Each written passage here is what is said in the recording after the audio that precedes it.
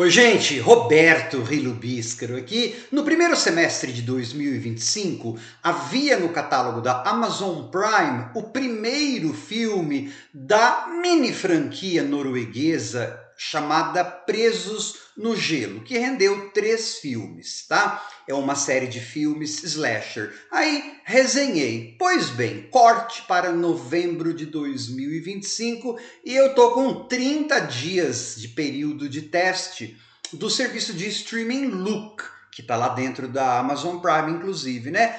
Lá tem o 1, o 2 e o 3. Falei, deixa eu rever o 2, que é para falar no canal. Na verdade, quem assistiu, vou até deixar na descrição deste vídeo, né, o link para a resenha do primeiro filme.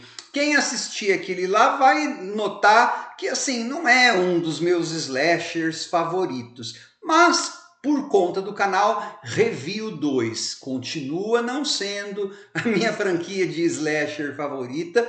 Nos anos 80, continuo dizendo, teve slasher que não fez tanto sucesso e que é melhor do que isso aí, mas nesse 2 tá um bocadinho melhor que o 1, porque tem um pouquinho mais de mortes. Sei lá, 1, 2 mortes a mais, porque eu acho que tem pouca morte no 2.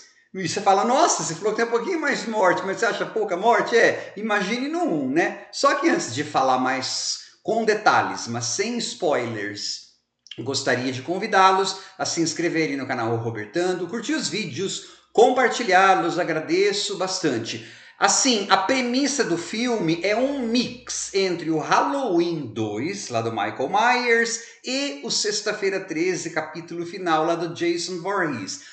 Por quê? Bom, porque se passa imediatamente, um pouco depois, né, dos acontecimentos do primeiro filme. A moça, a Final Girl, é encontrada na neve por um cara lá que trabalha em um hospital que está prestes a fechar, né? Então, para ter pouca gente no hospital, inclusive uma veinha lá que serve como alívio cômico porque ela não descobre o caminho do banheiro. É tão bobo isso, mas então, essa Final Girl é levada para lá e assim como a Laurie Strode no segundo Halloween, ela vai ficar uma boa parte do filme lá sedada na cama.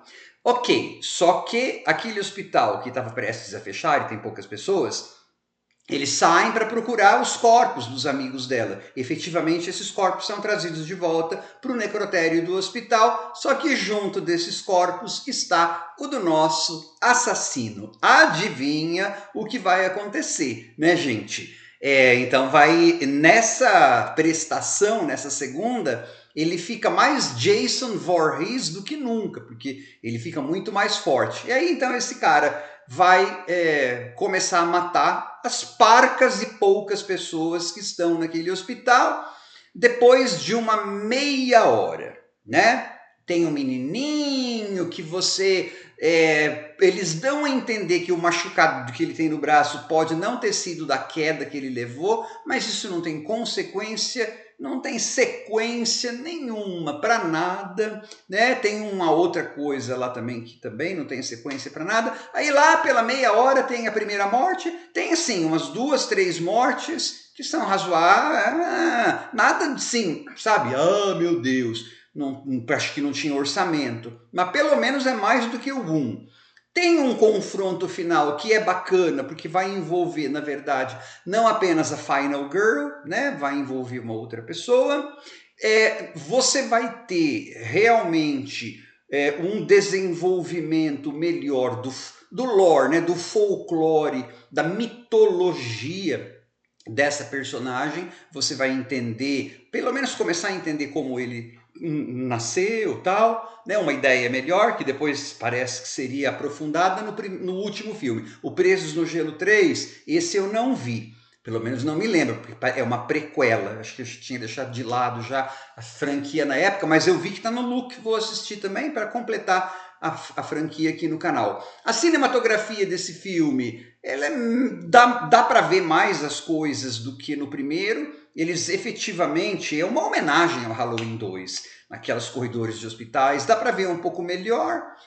Nesse filme você tem algumas decisões um pouquinho mais bobas do que em relação ao primeiro filme, só que você tem personagens que, para padrões slasher, até que não são antipáticas, e o que isso, né, é até legal. Então, assim, ele tem prós e tem contras, mas eu ainda acho que, de forma geral, ele é um bocadinho melhor do que o 1, mas para mim isso não significa tanta coisa, porque ele é um slasher, para mim, tão datado quanto muitos daqueles dos anos 80. E eu ainda prefiro, mesmo assim, né, as mortes do Tom Savini, lá no Sexta-feira 13, parte 1 ou 4, ou mesmo nas sequências que o pessoal não gosta muito, as mortes são mais legais lá do que essas desse norueguês, né? As coisas de neve são legais.